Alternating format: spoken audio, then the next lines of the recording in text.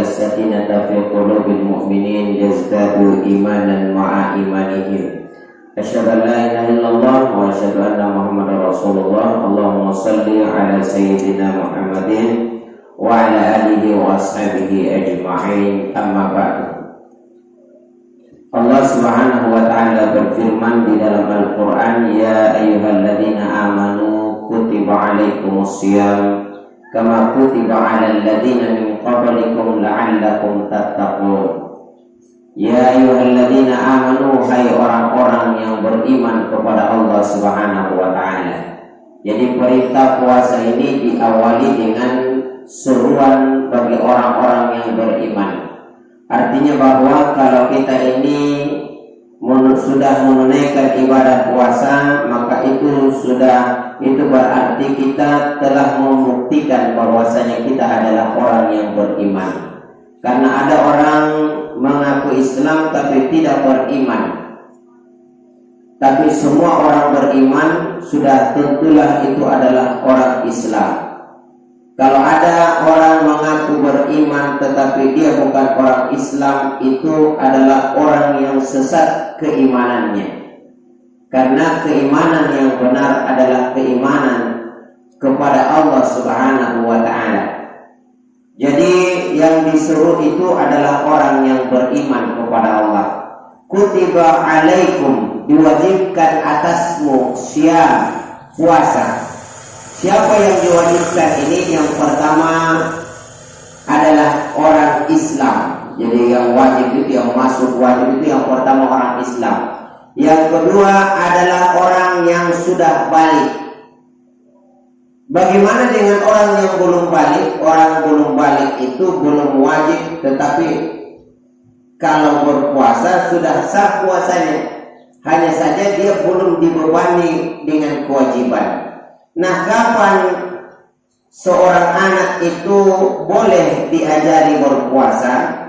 Maka anak itu kalau mau diajari puasa itu di usia 7 tahun. Tapi jangan dipaksa. Anak saya di Munzir itu yang paling kecil, itu kalau ditanya kamu puasa, oh puasa. Tapi pagi-pagi kemarin dia minta biskuit. Mana itu biskuit yang tadi malam Nabi? Saya bilang kamu kan puasa. Katanya iya saya puasa. Tapi kan kalau biskuit tidak apa-apa. Biar saja dulu, itu masih belum cukup usia 7 tahun. Kalau dia sudah berusia 7 tahun, mulailah diperkenalkan. Tidak usah dulu dibebas anak-anak, tidak boleh makan biskuit. Biarkan mereka nikmati masa anak-anaknya dulu. Allah memang belum membebani mereka kewajiban. Makanya ulama itu sangat menentang. Bahkan saya dulu punya guru orang yang berpaham Wahabi. Artinya orang yang berpaham Wahabi menganggap bahwa cadar itu wajib. Tetapi dia sangat menentang ketika ada anak-anak masih kecil sudah dipakaikan cadar. Bahkan jilbab saja dia masih agak menentang. Kenapa? Biarkan mereka bermain, nikmati masa anak-anaknya. Nanti setelah berusia 7 tahun barulah diajarkan sedikit demi sedikit. Usia 10 tahun masih belum melaksanakan kewajiban, melaksanakan puasa, maka mulailah dicubit, mulai dipukul. Tapi dorban gaira mubarri, pukulan yang tidak membekas. Ya, jadi boleh anak itu dipukul, tetapi pukulan yang tidak membekas. Tentu kalau pukulan yang tidak membekas itu bukan di pipi. Tetapi ternyata tidak pernah kita dapati ada sahabat Nabi yang memukul anaknya. Bahkan para nabi terdahulu, ada Nabi Nuh alaihissalam, anaknya tidak mau beriman kepada Allah, tidak dipukul anaknya. Maka ada sebagian ulama berpendapat kata memukul di situ bukanlah pukulan secara fisik, tetapi pukulan dengan kata-kata. Maka itulah makanya dalam dunia pendidikan itu ditentang penyiksaan pemukulan secara fisik. Ya, meskipun kadang ada kebijakan-kebijakan tertentu di setiap sekolah. Kenapa? karena ada saja anak itu kalau ulah lewat kata-kata tidak mempan. Nanti dia disuruh jalan jauh ke baru mempan. Nanti dijemur di bawah terik matahari baru mempan. Ya, kenapa? Karena beda karakter setiap anak. Jemaah yang dimuliakan Allah. Jadi yang kedua, yang wajib kena kewajiban berpuasa adalah orang yang sudah balik. Laki-laki ditandai dengan mimpi basah, perempuan ditandai dengan menstruasi. M itu Ramdan bukan malas, tapi menstruasi. Maka kalaulah wanita itu sudah mulai menstruasi, laki-laki sudah mulai mimpi basah, maka itu berarti dia sudah terkena kewajiban berpuasa. Kemudian yang ketiga, siapa yang wajib berpuasa? Mereka yang mampu. Kalau tidak mampu, tidak dibebani kewajiban, tetapi mengganti membayar fidyah. Ya, kalau ada orang tua yang sudah lanjut usia, sudah tidak mampu puasa, jangan dipaksa puasa. Kalau puasanya akan memperburuk keadaannya, tidak usah puasa, tetapi diganti dengan membayar fidyah. Ya, bagaimana caranya? Memberi makan fakir miskin sejumlah dengan puasa yang ditinggalkan selama bulan suci Ramadan itu. Kalau tidak mampu dibayar oleh dia sendiri, maka dibayarkan oleh anaknya. Tidak mampu dibayar dengan fidyah, maka anaknya ganti dengan puasa.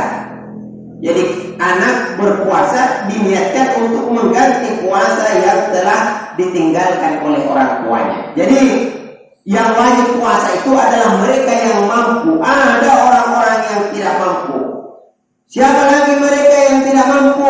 Wanita hamil. Kenapa sedikit-sedikit muntah, mual-mual? Nah, ini kalau berat begitu, maka itu boleh tidak berpuasa, tetapi diganti di hari-hari yang lain. Dalam mazhab Syafi'i diganti di hari-hari yang lain. Tetapi repot kalau harus mengganti 30 hari, maka ikuti pendapat yang berat itu, maka ikuti pendapat yang membolehkan membayar fidyah. Ya, fa idza sa'afta an syai'in falyuqallid man ajaz. Kalau kita berat mengikuti satu pendapat karena beratnya, dalam mazhab Syafi'i orang hamil itu dia tidak membayar fidyah, tetapi diganti dengan puasa. Kalaulah 30 hari tidak puasa, maka diganti 30 hari di luar bulan suci Ramadan. Ternyata habis Ramadan masih menyusui. Ya, sehingga kadang harus tinggalkan lagi puasa. Maka kadang juga ada yang belum cukup 1 tahun anaknya, lahir lagi anak berikutnya. Nah, ini melahirkan seperti kucing.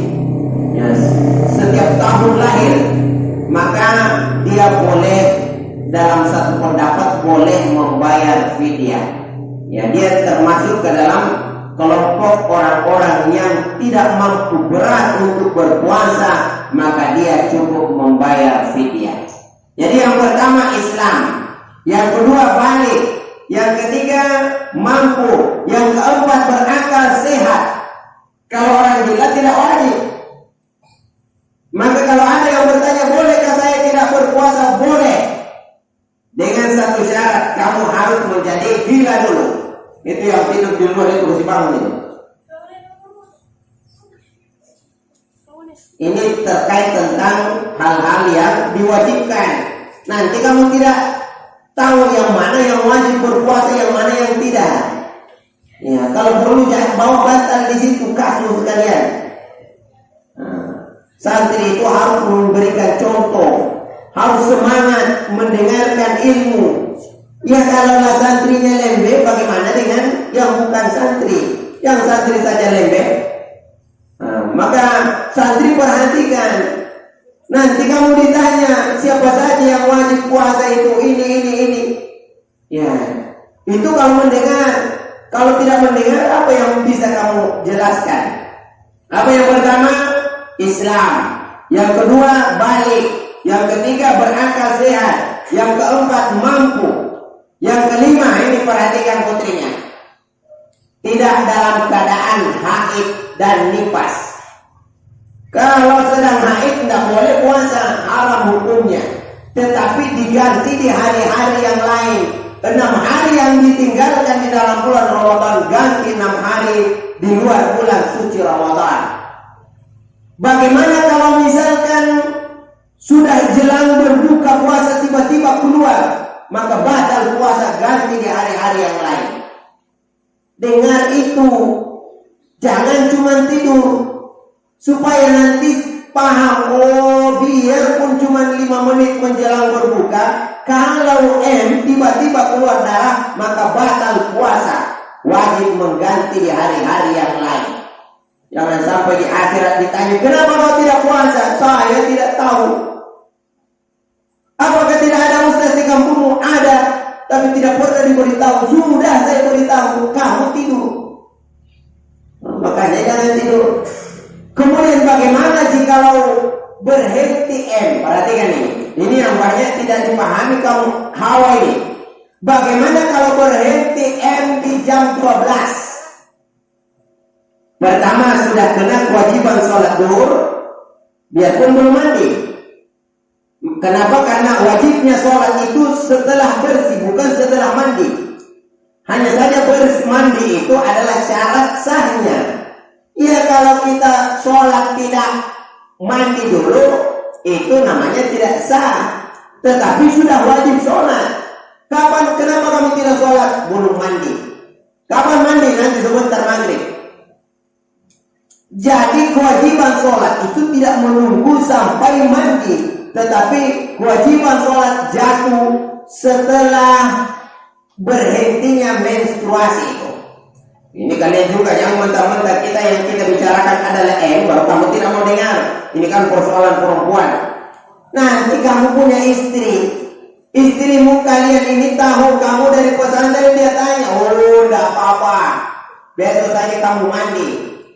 Yang penting sebentar malam dapat jatah. Jadi harus mengaji supaya apa? Supaya mampu mendidik istri dengan baik. Bagaimana kalau misalkan di bulan Ramadan berhenti menstruasi di siang hari?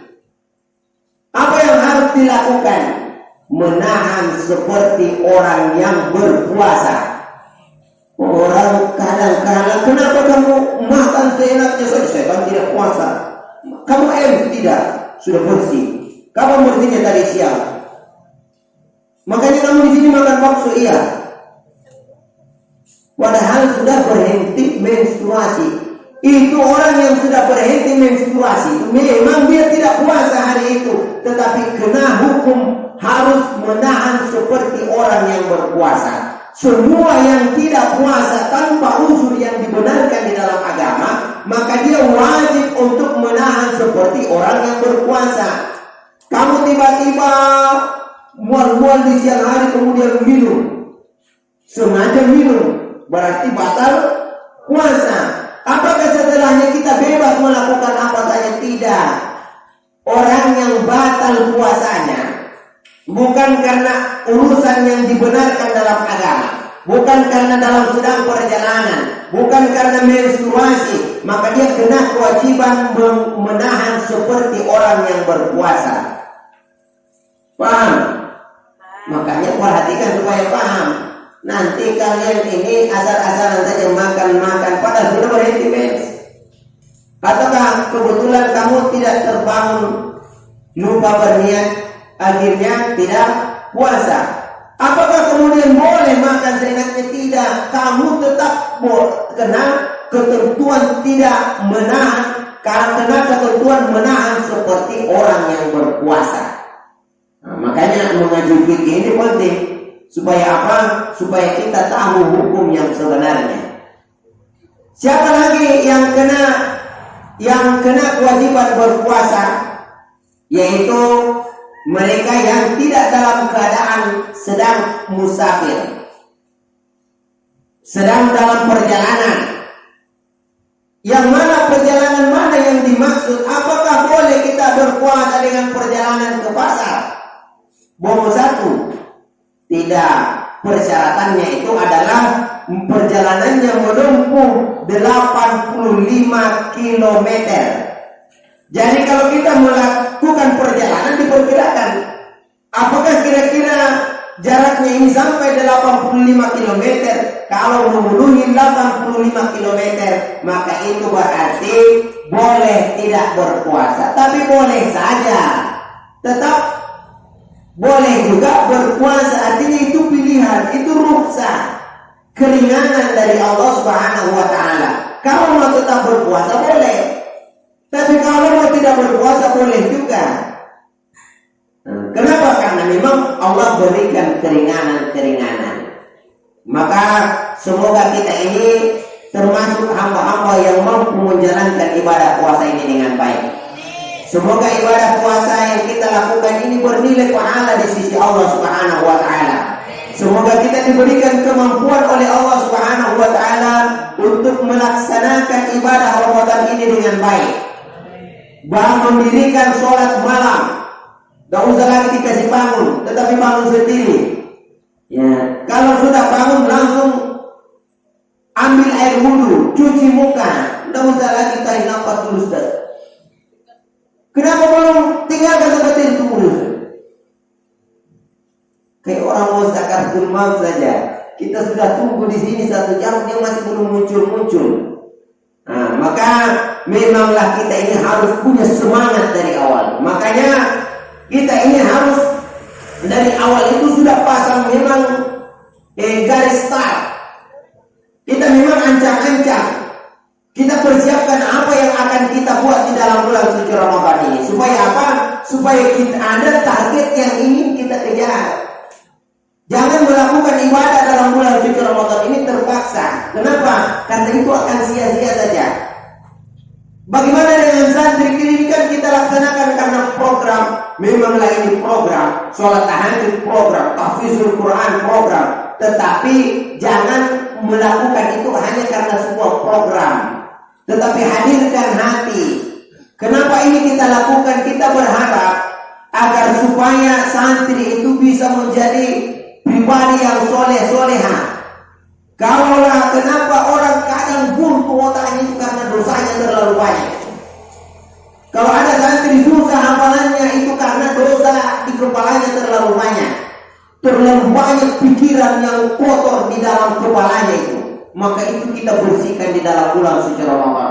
Berharap agar supaya berakhir Ramadan ini menjadi pribadi yang bersih, menjadi pribadi yang cerdas. Iskandar, ini so tidur dia ini. Sudah keras suara mungkin kau masih tidur. Tegak begini. Ustaz siapa lagi? Kadir Matoa. Matona. Kita berdoa semoga santri-santri kita ini yang tidak kuat terjaga supaya diberikan hidayah oleh Allah Subhanahu wa Ta'ala. Apalagi kaum wanita itu harus kuat terjaga. Nanti kalau sudah menikah baru kuat tidur, siapa yang mau bikin makanan sahur untuk suamimu? Maka wanita santriwati itu haruslah belajar menjadi wanita soleha. Wanita soleha itu apabila dipandang menunjukkan hati, apabila diperintah dia taat, ditinggalkan, maka dia pandai menjaga harta suaminya. Maka jangan suami sudah mau bangun sahur, santri istrinya masih belum bangun. Duluan suaminya bangun, istri harus lebih duluan bangun. Kenapa dia yang harus masak? Jangan suami yang masakkan. Itu bukan istri soleha, istri toleha. Kalau ada istri begitu itu ganti saja. Ini cuma penegasan untuk santriwati. Supaya punya semangat menghidupkan Ramadan ini. Mari kita berdoa kepada Allah Subhanahu wa Ta'ala. Semoga Ramadan kali ini tidak berlalu begitu saja, tetapi Allah berikan kita hidayah, kekuatan, petunjuk agar supaya kita bisa memaksimalkan, kita bisa melaksanakan ibadah puasa Ramadan kita dengan baik. Qiyamul lail di malam harinya, mudah-mudahan ini menjadi awal yang baik untuk kita untuk mendekatkan diri kepada Allah Subhanahu wa Ta'ala. Al-Fatihah. A'udzubillahi minasyaitonir rajim. Bismillahirrahmanirrahim. Alhamdulillahil alamin. Ar-Rahmanir Rahim Maliki Yaumiddin Iyyaka na'budu wa iyyaka nasta'in ihdinas siratal mustaqim siratal ladzina an'amta 'alaihim ghairil maghdubi 'alaihim waladdallin. Alhamdulillahi rabbil alamin. Assalatu wassalamu ala asyrafil anbiya'i wal mursalin sayyidina Muhammadin wa ala alihi washabihi ajma'in. Allahumma ighfir lana dhunubana wa liwalidayna wa liwalidayhim wa jami'il muslimina wal muslimat wal mu'minina wal mu'minat al-ahya'i minhum wal amwat innaka sami'un qaribun mujibud da'i qadil hajat wa likulli ni'matin alhamdulillah wa likulli dhanbin nastaghfirullah wa likulli da'i yashfi Allah wa likulli ajibin ma syaa Allah wa likulli syarrin na'udzu billah wa likulli musibatin inna lillahi wa inna ilaihi raji'un. Rabbana zalamna anfusana wa illam taghfir lana wa tarhamna lanakunanna minal khasirin. Allahumma inna nas'aluka ridhaka wal jannah wa na'udzu bika min sakhatika wan nar. Rabbana atina fid dunya hasanah wa fil akhirati hasanah wa qina adzabannar wa qina adzabannar wa qina adzabannar. Wa sallallahu ala sayyidina Muhammadin walhamdulillahi rabbil alamin bi sirril Fatihah. Alhamdulillah. Wabillahi taufiq wassalam wallahu muwaffiq ila aqwamit thariq. Wassalamu alaikum warahmatullahi wabarakatuh.